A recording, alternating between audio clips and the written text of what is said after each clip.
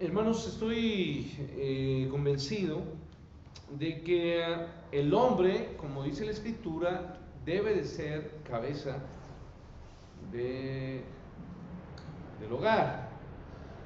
Pero, pues la cabeza, hermanos, pues la ocupamos para, o deberíamos de ocuparla para dirigir, ¿no? Yo no puedo entender que, o cómo podría un cuerpo ser dirigido por otra cosa que no sea la cabeza. La cabeza tendría que poder ir y guiar a, en este caso, el cuerpo en todo sentido. Y aquí, hermanos, externo yo esto porque el hombre, terminábamos de ver la vez pasada, el mes pasado, que el hombre necesita fortaleza, ser fortalecidos emocionalmente, espiritualmente.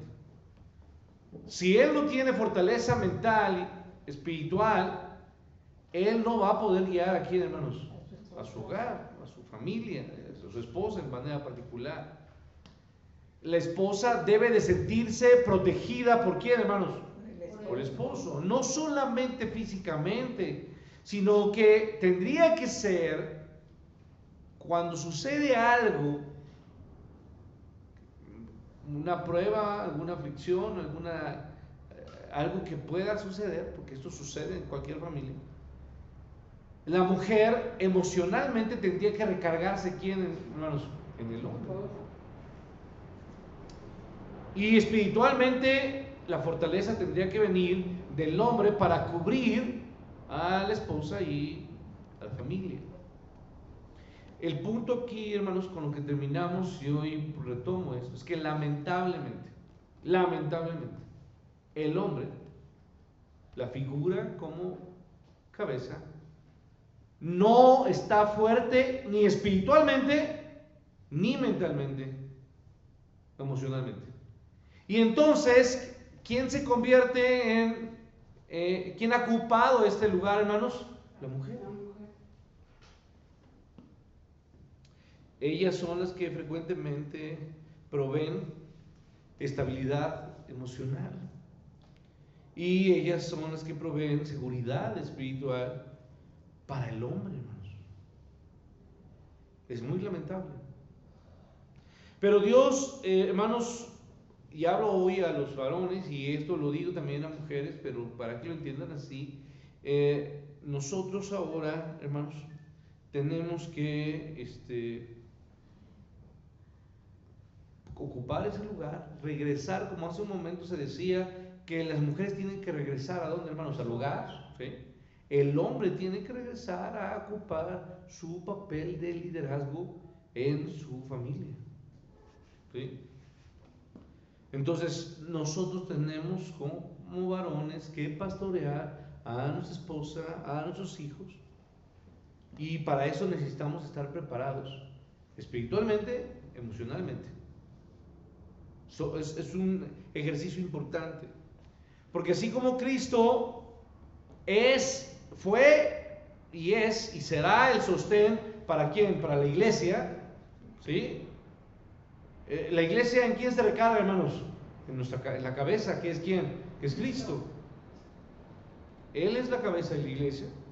De esa misma manera, entonces, el hombre, el varón, el esposo, debe de ser la roca para su esposa, de tal forma que ella no quiera alejarse de él. Pero hermanos, si el esposo lo que trae al hogar es intranquilidad, inestabilidad, duda, preocupación, ¿usted cree que la mujer quiera acercarse a él, hermanos? No, pues él es el que se pone nervioso en cualquier situación. Él es el que se cae emocionalmente y espiritualmente. Apenas sucede algo y su fe, ¿qué hace? Flaquea. Y es más, es el esposo el que se acerca a la mujer para recibir ayuda espiritual. Entonces, los inseguros en muchos hogares terminan siendo ¿quiénes, hermanos? Los hombres. El punto es que la fragilidad del esposo le lleva a la mujer a alejarse de quién, hermanos, del varón. Entonces ustedes seguramente lo han experimentado en muchos momentos, en momentos de problemas, en el hogar, en la familia, en discusiones, en pleitos, porque a veces hay problemas entre una familia, la familia del esposo y la familia de quién, de la esposa. Y no hay sabiduría espiritual para poder, ¿qué, hermanos? Dar paz y dar tranquilidad. Sino lo que sucede a veces es que se genera mayor, ¿qué, hermanos? Conflicto. Entonces, una esposa que no ve en su esposo una figura de protección, de estabilidad, de fe, de confianza, lo que hace es que ella simplemente se aparte de él. La fortaleza que usted y yo debemos experimentar es de permanecer firmes y ser de fortaleza para que ellas nos busquen o puedan buscar en nosotros esa fortaleza espiritual y emocional. Entonces, y podamos nosotros abrazarles en amor, en fe, en confianza y en respeto y en perdón. Si ellas no son capaces de perdonar, uno tiene que ser capaz de, hermanos, de reconciliarse y de buscar el perdón. Y de ahí la necesidad de que nosotros como esposos podamos darle seguridad a la esposa que de la misma manera que Cristo vio, buscó, amó, protege y está al pendiente de quién, hermanos, de la iglesia. ¿Cristo ofrece seguridad a la iglesia, hermanos? Sí, es Él. Él es el que ofrece seguridad y Él es el que ofrece perdón. Es más, la figura aquí muy clara, escuche bien, es que usted si toma algunos ejemplos, es que la iglesia o la esposa falló en muchas ocasiones, ¿cierto o no, hermanos? En el Antiguo Testamento se dan muchas figuras de una mujer, de una iglesia, de un pueblo que abandonó su fe, ¿cierto o no? Y sin embargo, el esposo, ¿qué hizo? ¿La desechó? ¿La rechazó? No, la buscó. Exactamente. Y la tomó y la amó nuevamente. Entonces, esto debe quedarnos como término de este punto respecto al que el hombre debe de dar honor a la mujer como vaso más que frágil. Pero ahora pasamos para terminar el texto. Vamos al versículo 7 y termina el versículo 7 diciendo, ¿por qué, hermanos? Porque ellas son coherederas de qué, hermanos? De la gracia. Y me encanta cómo sube ahí, de gracia de la vida.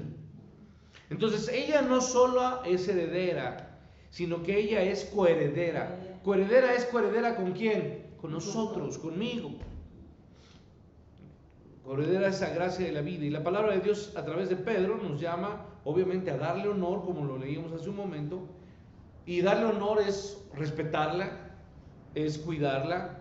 Y luego nos dice que tenemos que darle honor, pero el motivo o la razón es porque ella es heredera, como nosotros somos también herederos de la gracia de la vida.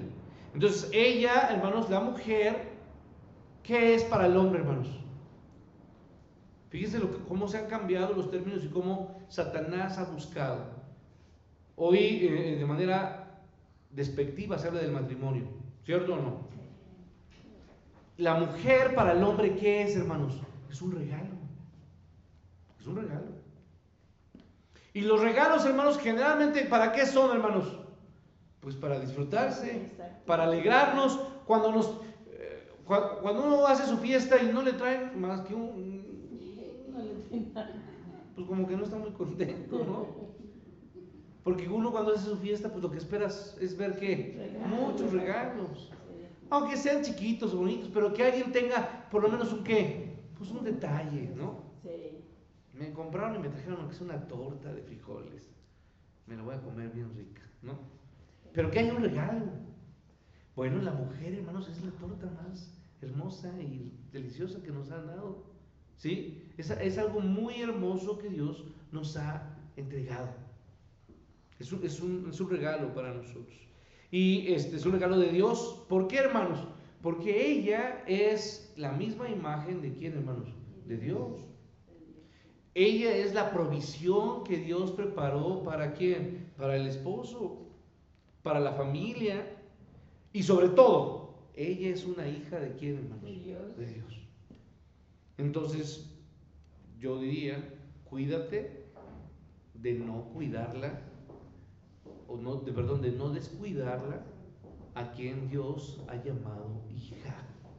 Ten cuidado de no descuidar a lo que Dios te ha dado, a lo que Dios te ha regalado, a lo que Dios te ha dado como algo importante y de valor, de gran valor para ti. No descuides lo que Dios te ha dado, porque vas a tener que dar cuentas de quién, de la vida de ella.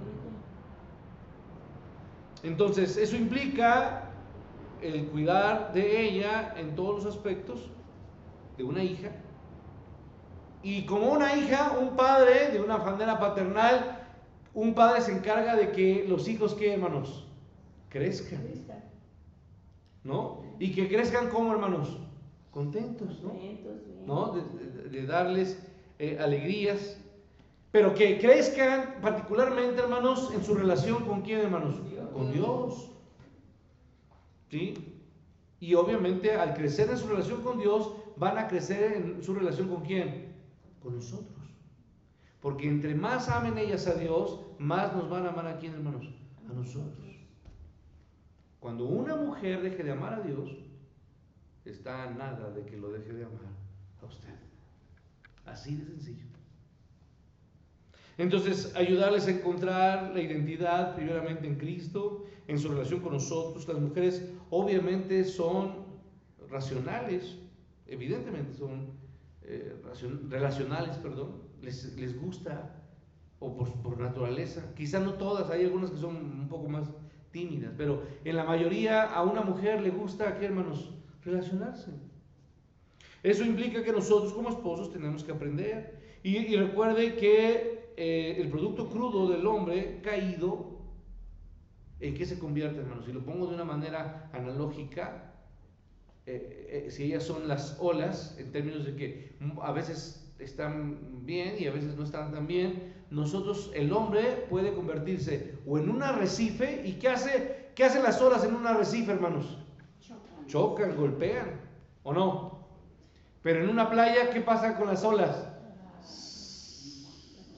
Repás, eso es lo que tenemos que hacer nosotros como hombres. Pero a veces nos levantamos como grandes arrecifes, donde ellas solamente van y ¿qué? Y explotan. Si hay algo que es lamentable, es que el hombre se convierta en el momento, escuche bien, el esposo, en donde la mujer lo único que cause en la esposa sea hacerla, ¿qué, hermanos? Explotar. Y no poder abrazarla como una playa logra abrazar a las olas, ¿sí? Entonces, no lo estoy diciendo esto de manera despectiva, ¿verdad?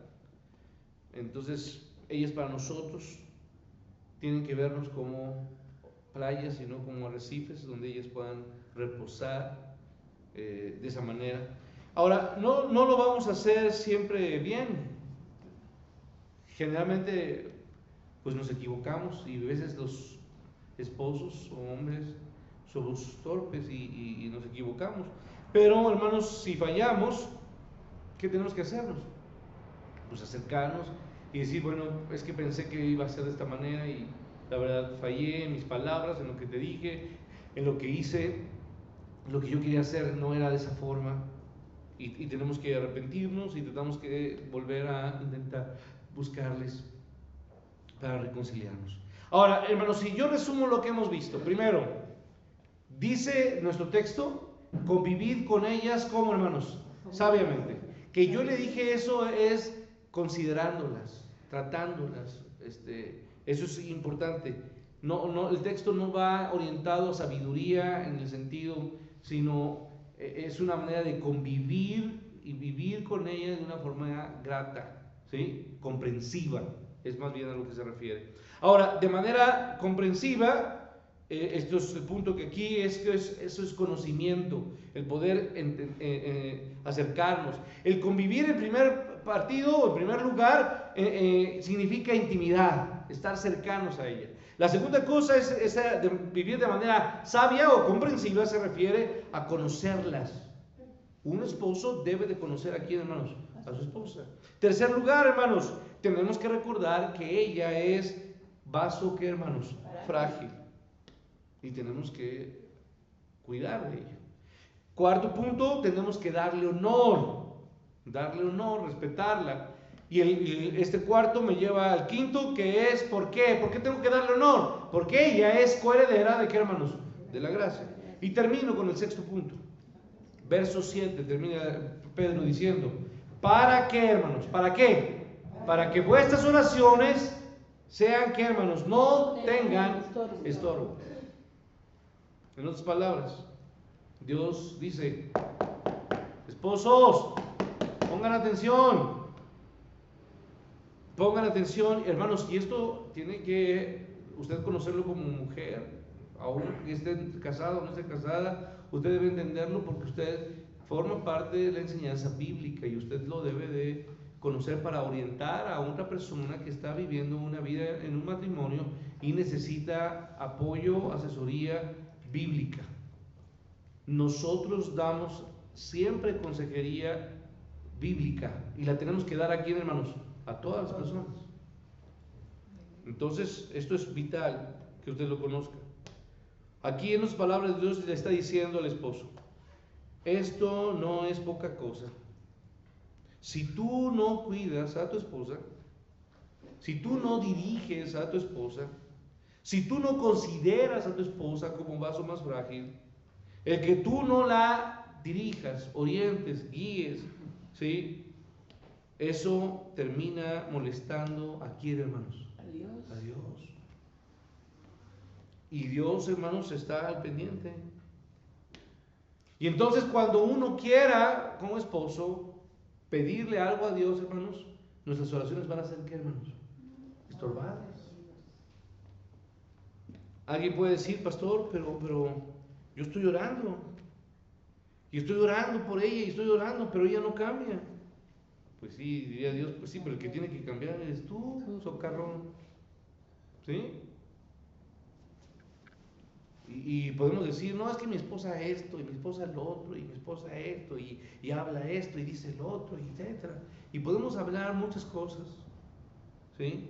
Hay múltiples razones, esto no es tan sencillo, como yo acabo de decir, pero hay una cosa que yo sé, y es que Dios dice, si yo como esposo no lleno los pantalones, como se dice, ¿me explico?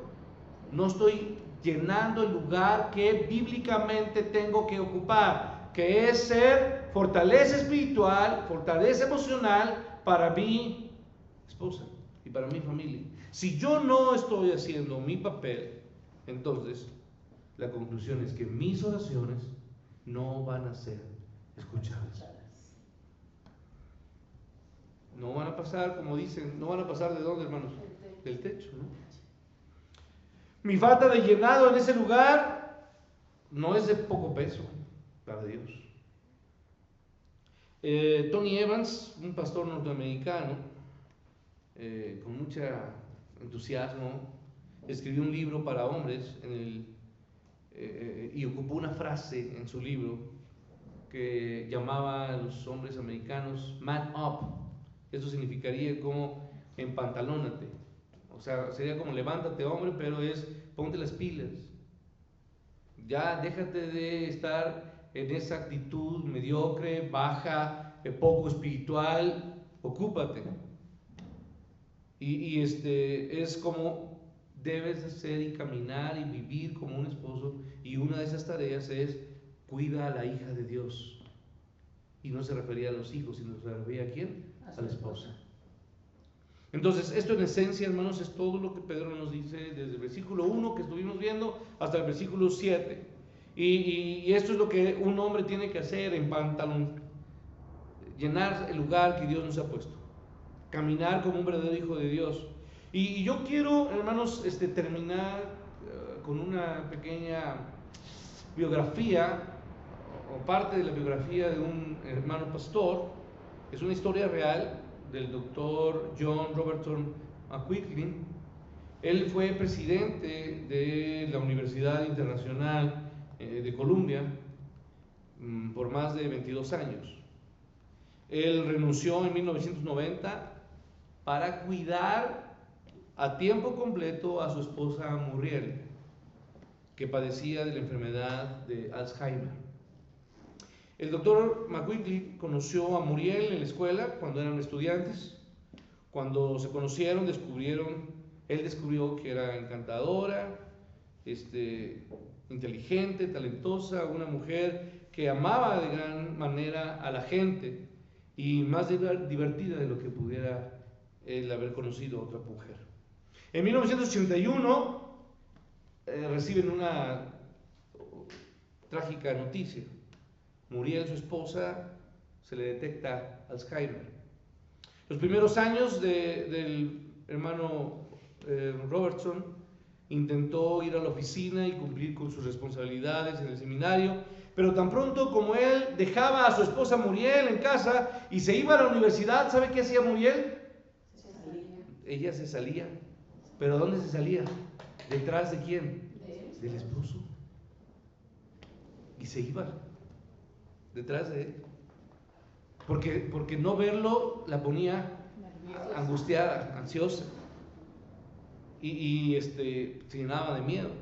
Entonces ella lo seguía y caminaba más de 1 kilómetro a la escuela, y eso a veces lo llegó a hacer por más de 10 veces al día, porque no quería que él se diera cuenta que lo seguía. Una vez por la noche le estaba ayudando él a prepararse para ir a la cama, él notó que sus pies de ella estaban ensangrentados por haber caminado tanto. Pero esta era porque ella quería estar cerca de él. Cuando Robertson reflexionó más tarde sobre la devoción de su esposa, ese amor que ella sentía por él admitió para sí mismo: ojalá yo amara así a Dios hasta el punto de estar desesperado por estar cerca de él en todo momento. Cuando el Alzheimer empieza a complicar también la manera de hermanos, de hablar. Cuando comenzó a fallarle el habla a Muriel, una de las últimas frases que ella dijo fue: te amo. En 1990, Robertson hizo algo que pocos hombres sabían. Sabía que la universidad en la que trabajaba lo necesitaba al 100%. Y sabía que Muriel, su esposa, lo necesitaba al 100%. Y él eligió renunciar a la presidencia de la universidad para dedicarse a tiempo completo y ser cuidador de su esposa. Esto, hermanos, es muy raro, porque muchos hombres anteponemos el trabajo, el éxito, nuestros logros, a los compromisos. ¿Con quién, hermanos? Con nuestra familia. Lo que sigue, hermanos, que voy a decirles es algo que me sorprendió y es algo bastante lamentable. Las estadísticas dicen que cuando un hombre sufre una enfermedad grave, 4 de cada 5 mujeres se quedan al lado de su esposo. ¿Para qué, hermanos? Para cuidarlo. Pero cuando los roles se invierten y la mujer contrae una enfermedad grave, 4 hombres de cada 5 abandonan a quién, hermanos? A su esposa. 4 de cada 5 abandonan a la esposa si ella sufre una enfermedad grave. Pero no fue así como el pastor Robertson lo hizo. Él eligió tomar a su esposa y seguir el camino de Jesús, quien dio su vida por su esposa, la iglesia. ¿No hizo eso nuestro Señor Jesucristo? ¿No murió por su iglesia? Cuando Robertson dejó la universidad, escribió una carta para explicar su decisión. Y quiero terminar con la lectura de esta carta. Escuche: para mí está claro que Muriel me necesita ahora de tiempo completo. Mi decisión fue tomada en cierto modo hace 42 años, cuando prometí cuidar a Muriel en la salud y en la enfermedad. hasta que la muerte nos separe. Como hombre de palabra, la integridad tiene algo que ver con eso. Pero también lo hace la justicia. Ella me cuidó a mí sacrificadamente todos estos años. Y aún así la cuidaría durante los próximos 40 años. Y ni siquiera podía saldar todo lo que ella hizo por mí. El deber, sin embargo, puede ser sombrío y estoico, pero hay más. Amo a Muriel. Ella es un deleite para mí.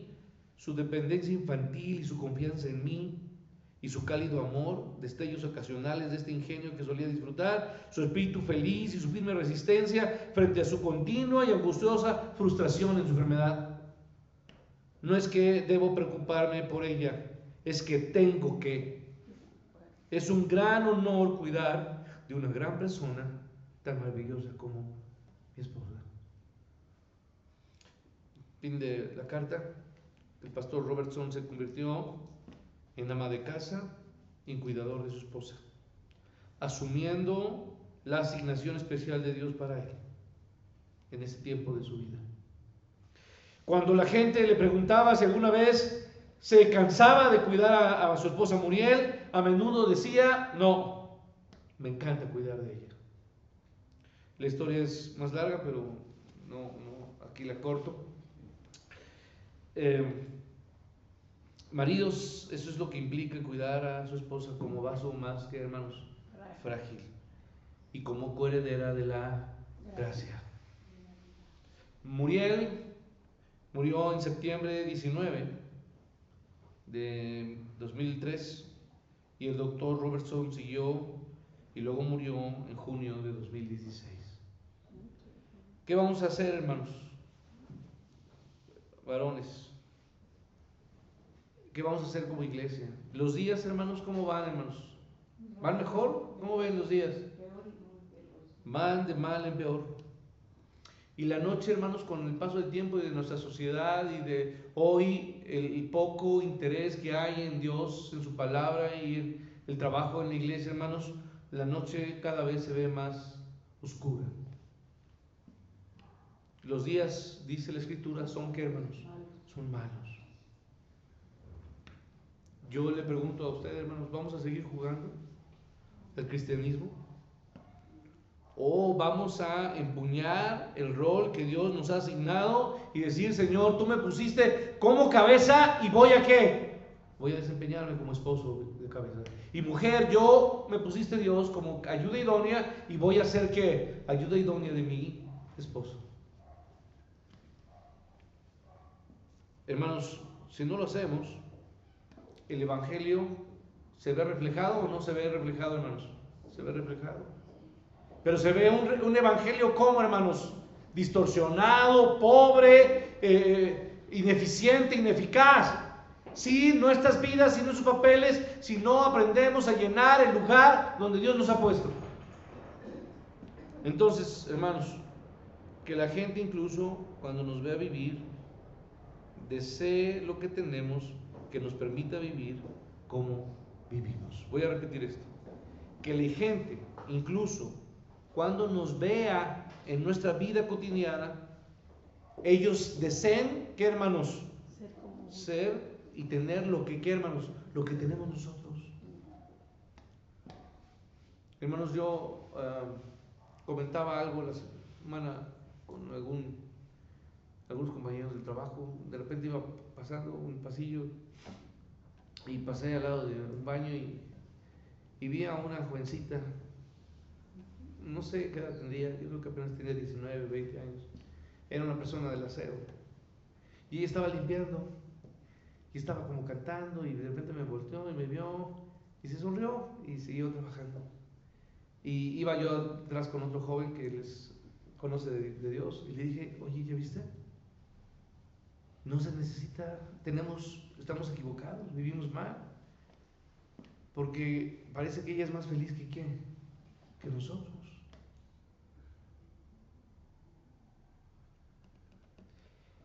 Vamos a cantar un himno, hermanos, para terminar, después de de que lo cantemos, hermanos, yo le voy a pedir a mi esposa que ore por las mujeres y yo voy a orar por los varones.